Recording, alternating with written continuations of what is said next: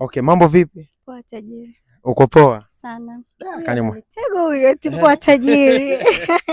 Kwani ukimwangalia mwili ni wa kimaskini? Wa kitajiri leo. Mbona mimi sina kitu jamani? Ile aanze kufunguka noti hapa. Mbona mimi sina kitu jamani? Ile umelionaje wewe? Nini? Begi.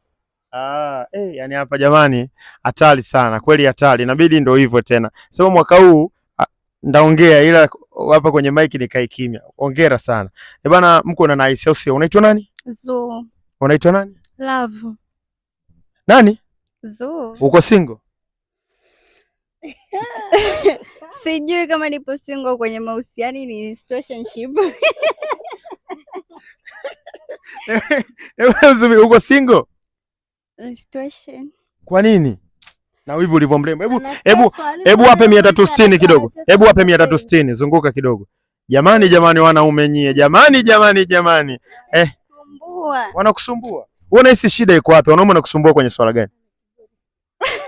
Wanamsumbua, wewe unahisi rafiki yako anamsumbua kwenye kitu gani? Jeuri huyu nakwambia, anaweza akakuta mtu anampenda.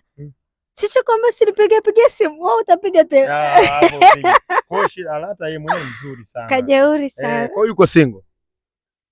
Kuna mkaka nampenda jamani. Nani mtaji hapa tufikishie ujumbe?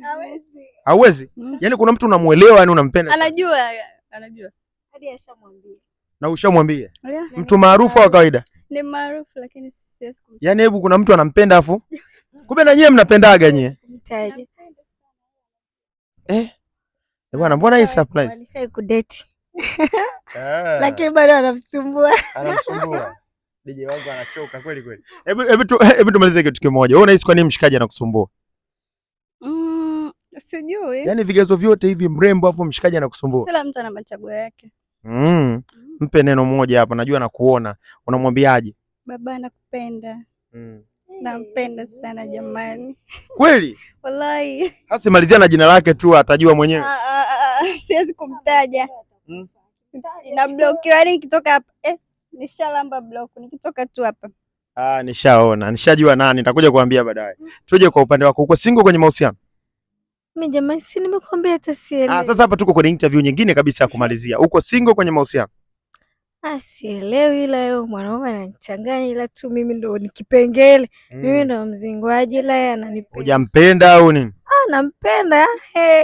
Ila mimi tu nakuaga mzingwaji, mwenyewe ananipenda, afu mimi nikishamzingua sasa ndo anaanza. Kwa hiyo niko busy. Kwani wewe ni mtu wa mitandao? Shebaji ni mtu wa mitandao? Sio mtu wa mitandao, wala hajai kupost.